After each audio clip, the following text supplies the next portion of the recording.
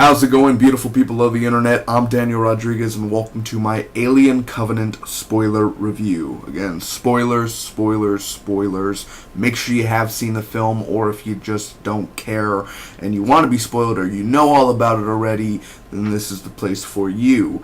I've been wanting to make this video for a while. I did a quick review the day that it came out, and I ended up saying, or a few days after it came out, but I did get to see it like on the before release, and I ended up wanting to do. I said I'll do a spoiler review later today, and I never got to it. I'm sorry about that. Work's been kicking my ass. I work in a movie theater, and then after that, it's Pirates of the Caribbean and Baywatch, and now Wonder Woman's coming up. So I finally have the time to actually make this video and kind of give my thoughts on it and talk about it and going all out on the spoilers and telling you what did I like that what they did? Did I like the ending twist? Did I like these characters or the way they died? All that sort of stuff. So if you want to put your inputs in and tell me your favorite parts of the film and the parts that you didn't like opposite of mine, or maybe you agree with me, make sure to put that down in the comments. Do not be afraid. Let's start this whole little chatter going on. So I kind of want to break these down in pieces if I can. And I ended up saying that it was a good film. Now, I kind of take some words back in a way. I do think it is a film to watch in theaters, and if you've already seen it in theaters, then you know it is an okay film with good moments.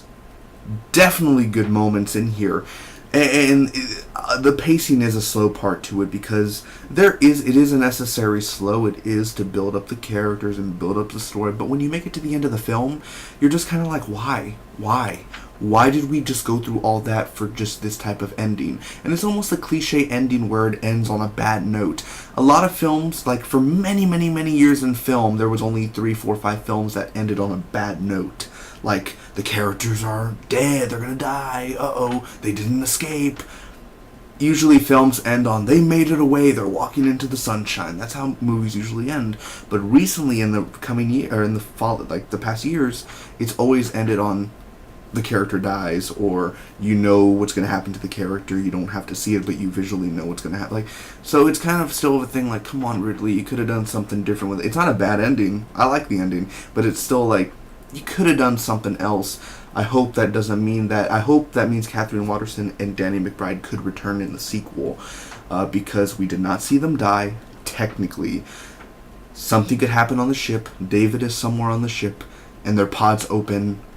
Maybe Tennessee fucking burns up like James Franco's character, but Catherine Waterson can still return and kick some ass, and then die later in the film, but she can still come back. Just saying. Am I the only one who wants to see them return? I want to see them return. They're still not dead yet. Anyway,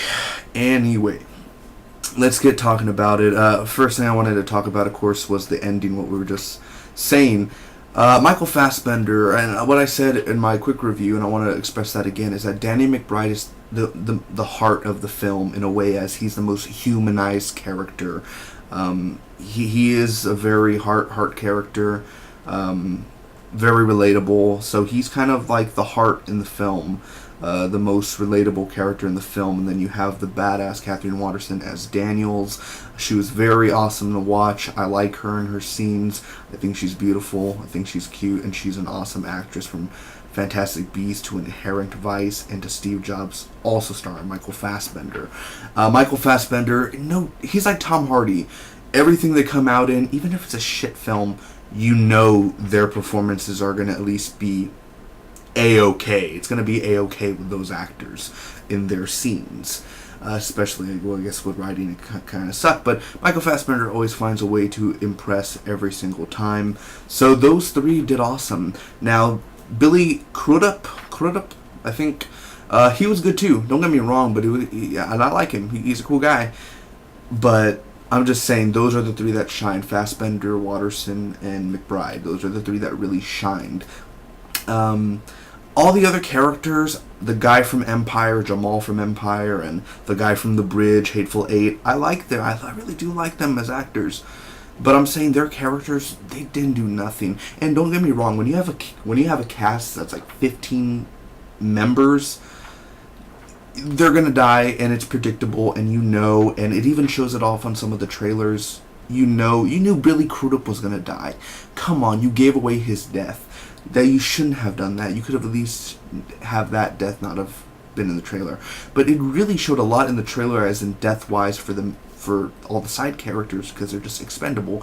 And that's the thing, is because some of the battle scenes, well, you don't really care for these characters because you only saw them for like 2 minutes around a table drinking some whiskey, and then they end up dying, and it's like, oh, wow. But you like it because you see the aliens, the xenomorphs, you see all that going on, and that's the badass part, because though, and it is very over CGI. I think I really thought they were going to go back to the practical type of look, but I understand CG for this point, but there were some CGI scenes where that was like totally over CGI, where it just took you out of the film right there for a second. Anyway, the characters were very expendable. You didn't care for 13 of the characters. You only cared for really the Tennessee and possibly Daniels for some, and then David, or Walter, and then David. Maybe you cared for David. I cared for Walter, the good robot, the good fassbender. And then David's all, playing the flute, which the flute scene was good, don't get me wrong, but there are a lot of slow scenes in here as well, where it's a necessary slow, but it's so damn slow. And movie lovers, we all know the slow movies. We've all seen slow movies, and we have people who are like, the slow, that's to build up the characters and blah blah blah, but not really when all these characters are just going to die 5 minutes later, and then you have no emotional connection to them. You don't care. That person's going to die. Oh, a minute later they die. Well, thanks for coming. Hopefully you got your check to pay your bills. You know what I'm saying? Like, just stuff like that. It's like, let's get to the real meat and potatoes of this film. I plan on buying this on Blu-ray because I still thought it was an okay film. I liked it more than Prometheus, but then again, I only saw Prometheus back when Blockbuster was still open in my city. I rented it, and I thought it was good. And years later, I find myself going to the internet and being like, question, and looking up all these answers that are not answered yet. And some answers were answered in Covenant, and some answers really were not. And that's the thing I like, is because it raises questions, and maybe someday they will be answered, maybe some days they will not, maybe Ridley just says, fuck it. So the action scenes were the best part of the film, all in all. That's kind of really the reason to see this film, is cause if you love xenomorphs, then the early stages of the xenomorphs in this film definitely are entertaining. But it's nowhere as good as a great film as the trailers kind of lead it to be. In the trailers, I'm like, this is going to be one of the best films of the year. And it doesn't end up being the case. Because, and again, it's not a horrible film. After I walked out, I was with my friend, and we ended up walking out after the movie was done, of course. And then I ended up saying, maybe I'm going to see this movie again. And then I don't find myself getting up to go see the film again, because I don't want to sit through 50 minutes of just...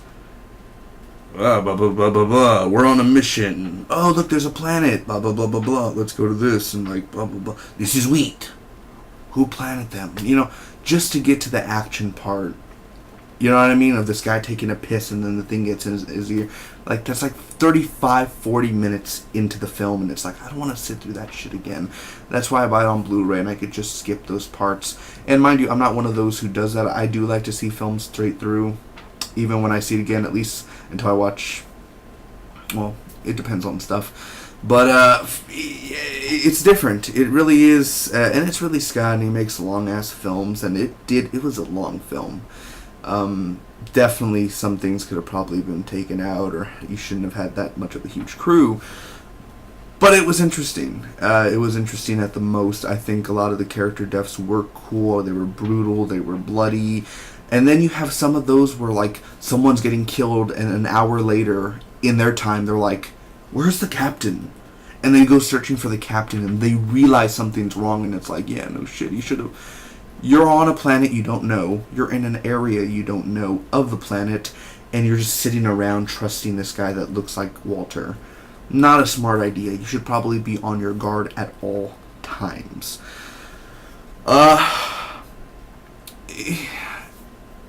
I mean, really, out of spoilers, that's kind of it. Honestly, talking about spoilers, they go to this planet.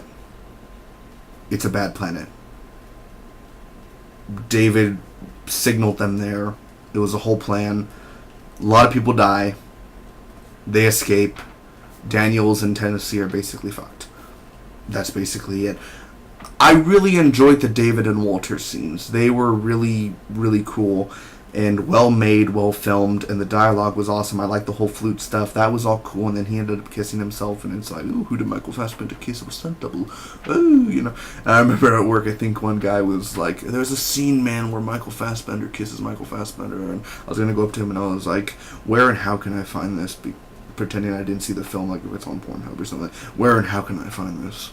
And I didn't end up doing the joke, but I don't know. I thought that was pretty funny. Where can I find Michael Fassbender? Kissing Michael Fassbender. I wonder where. But no, really, those scenes really are the big scenes. Other than that, you just skip to the action scenes. You skip through all the boring stuff because at the end of the day, they die. They die. And some films, it works. It really does. Some films, like, it gets you in there. Only the action scenes really pulled me in, and don't get me wrong, the cinematography is beautiful. The world, the planet, the space scenes is all beautiful. It is a beautiful looking film. It's very dark, it's very grim, it has that Aliens vibe to it. It really does. And again, I'm not saying it's a horrible made film, blah, blah, blah, blah. It's okay. And it has good scenes in it, and that's about it. It is worth checking out just in theaters at an early matinee price. Even after watching it, I didn't see it in IMAX, but I wouldn't even say to see it in IMAX 3D because basically you're sitting through 40 minutes just to see a 5-minute action scene, and then another 30 minutes just to see another action, and then 10 minutes later to the big ending finale. That's basically it that you're paying $14-15 for IMAX. It's not worth it. It was just simple to see in the theaters, an early $5 pricing, something easy, an early bird savings, a discount. You see the film, and that's it. I wouldn't say it was the start to the summer blockbuster or anything like that, but it definitely was interesting at times, and I do plan on picking it up on Blu-ray, hopefully day one, because I do want to see more of the behind-the-scenes features and audio commentary and stuff like that. I am very interested to see the making and the process of making Alien Covenant and the road leading up to it. So again, I told you my 3 favorite characters, the other characters. There was a whole thing where Demian Bichar's character, he was gay. And I'm not saying, like, he was gay, what? Like, I didn't even know he was gay with the guy until he was like, oh, no, I love you. So he did something that basically they were together. I didn't even know you guys were, you never, unless I was blind, I don't remember ever them, like, oh, hello, baby, or anything. Nothing of that. Like, I didn't even know you guys were together until he died. What the fuck? Like, that was random. Like, oh, you were together? I didn't even know. I don't... And then Demian Bichar's doing interviews, and he's like, you know, in the future, this, and like, you barely were in the film for like 8 minutes. That's it.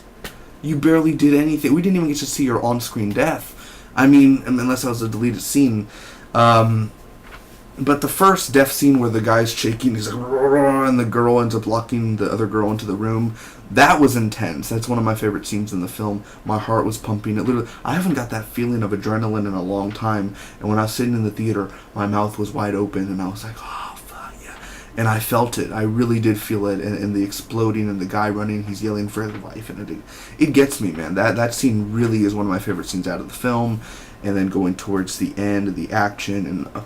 that's the only best thing about the film. The action and possibly just, again, Michael Fassbender, little few laughs from Tennessee, and Daniels being a badass character. And I'm not saying that just like feminism, badass woman character. I love Kathleen Waterson. She's cool, and her haircut's awesome in here, and she did play a badass character. Nothing close to Ripley, but hey, for this film, she was pretty cool at the same time because she went up against a xenomorph, and she was like, open the door, and she does the whole the chain and freaking, I mean, I can't do that. I'd be like, fuck it, we're dead. I'd be like, we're dead. And then she just like fucking like slap at it. I'd be like, game over, man, game over. And she'd be grabbing me, and she'd be like, no, get the fuck up. Yeah, I don't know, I'm fucking playing around here. Anyway, tell me what you guys think about Alien Covenant. It was an okay film with some good moments in there. I would even say a few great moments at most, but it's not Ridley Scott's worst, and it's not his best. I think it was, parts of it was better than Prometheus. So that's kind of my thoughts on it, man. Thank you guys so much for watching. Hopefully you enjoyed. Again, tell me your favorite parts of Alien Covenant. that's kind of all of it to spoil. There's nothing really else I kind of have questions for, or maybe for separate videos in the future. It was so predictable seeing David taking Walter's place. It was really predictable because I think Walter's hand was cut up to here and David only cut his hand off, so that was already predictable there. And at the end I didn't want it to be true, and then she was like, will you build a log cabin? And when she said that, I was like, yeah, he's David. And then he's like, shh, don't let the bed bugs bite. I'll tuck in the children. And then he's like, Mother, David code 45A26. Put on some Richard Wagner. And he just like ends up freaking the face huggers and stuff. And he's like, okay. We just sat through 2.5 hours of fucking people dying from... They're all dead. They're all dead. This was just a film to set up David again, being the creator of the Xenomorphs. Ridley got us again. But it was worth it that one time sitting down in the theater. I think it's worth the price of admission just to sit down and enjoy the few action scenes. And it is a pretty cool action set scenes in the like all action basically. And then just he loved whiskey. James Franco loved whiskey. Oh yeah. We're all gonna die. And that was it. Anyway, thank you guys so much for watching. If you enjoyed, make sure to like, comment, share, and hit that subscribe button for more spoiler reviews coming up, like Wonder Woman, Pirates of the Caribbean, Dead Men Tell No Tales, or something. Jack Sparrow. Thanks again. Hopefully you enjoyed. I'll see you guys later. Bye-bye.